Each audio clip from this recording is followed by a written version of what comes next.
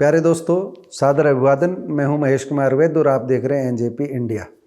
आज हम बात करेंगे निकट भविष्य में होने वाले दिल्ली विधानसभा के चुनाव की। इसके साथ ही भाजपा की ओर से जारी की गई पहली सूची की समीक्षा भी करेंगे। अगर एक दिन पूर्व दिल्ली के अशोक विहार में 4,500 करोड़ की विभिन्न परियोजनाओं का उद्घाटन व शिलान्यास करने के बाद प्रधानमंत्री ने बिना नाम लिए अरविंद केजरीवाल के बारे में जो कुछ कहा है उसकी समीक्षा करना चाहें तो एक बात स्पष्ट है कि इस बार के चुनाव में अरविंद केजरीवाल के कथित भ्रष्टाचार पर ही चोट की जाएगी। दिल्ली इस बार शीश महल की राजनीति का फैसला करेगी।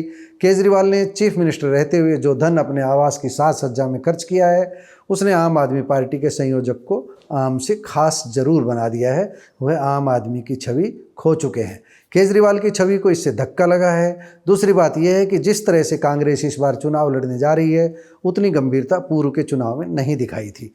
कांग्रेस की गंभीरता से भाजपा को फायदा पहुंचना संभव है, लेकिन कांग्रेस के लिए तो दोनों ही पार्टियां दुश्मन हैं, राजनीतिक दुश्मन हैं। आम आदमी पार्टी की हार होगी तो कांग्रेस को भविष्य में अपने लिए दिल्ली में रास्ता नजर आएगा, और अगर भाजपा की हार होगी तो कम से कम बिहार चुनाव में भी उसका असर पहुंचेगा। अब बात करते हैं भाजपा की पहली सूची की। भाजपा की पहली सूची से सबसे बड़ा संकेत यही है कि मुख्यमंत्री के नाम पर बंद मुट्ठी रखते हुए भी भाजपा कुछ संकेत देने का प्रयास कर रही है।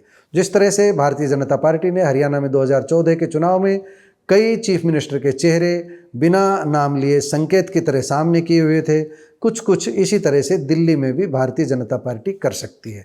अन्य दावेदारों के बीच परवेश साहिब सिंह वर्मा को इसी तरह के फेस के रूप में देखा जा सकता है। भाजपा त्रिकोणीय मुकाबले में अपने लिए अच्छी संभावना देख रही है, लेकिन केजरीवाल भी सॉफ्ट हिंदुत्व के नाम पर अपनी राजनीति आगे बढ़ा रहे हैं। पहली सूची में सबसे अहम नाम नई दिल्ली सीट से प्रवेश वर्मा का ही है। वर्मा को लोकसभा चुनाव में टिकट नहीं दी गई थी, जबकि वह शाह के अति निकट माने जाते हैं। अब प्रवेश वर्मा अरविंद केजरीवाल का मुकाबला करेंगे। कांग्रेस ने भी यहाँ संदीप दीक्षित जैसे मजबूत उम्मीदवार को उतारा है। मुकाबला रोचक होगा। भाजपा ने आम आदमी पार्टी छोड़कर आए राजकुमार आनंद, राजकुमार चौहान और कैलाश गहलोत तथा कांग्रेस छोड़कर आए अरविंद सिंह लवली को भी टिकट दी है। आप भाजपा के 29 उम्मीदवारों की सूची अपनी स्क्रीन पर भी देख सकते हैं। आप समझ सकते हैं कि भाजपा ने कांग्रेस व आम आदमी पार्टी से आए लोगों को टिकट देकर यह संकेत दे दिया है कि उनके दरवाजे अभी भी दूसरे दलों के मजबूत चेहरों के लिए खुले हुए हैं। आना चाहे तो आ सकते हैं। दोस्तों, इससे पूर्व की अपनी वीडियो में हमने आपको ये बताया था कि भाजपा पूर्वांचल के लगभग 40 लाख वोटरों को साधने के लिए बहुत कुछ कर रही है। पिछले दिनों लिट्टी चोखा अभियान का भी सहारा लिया गया था।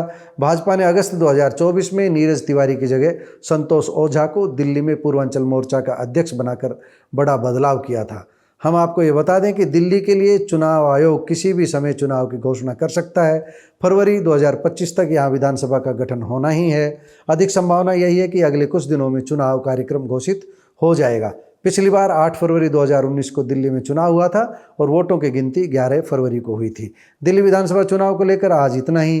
फिर मिलेंगे किसी नई अपडेट के साथ, लेकिन चुनाव बहुत रोचक होगा। नमस्कार, धन्यवाद।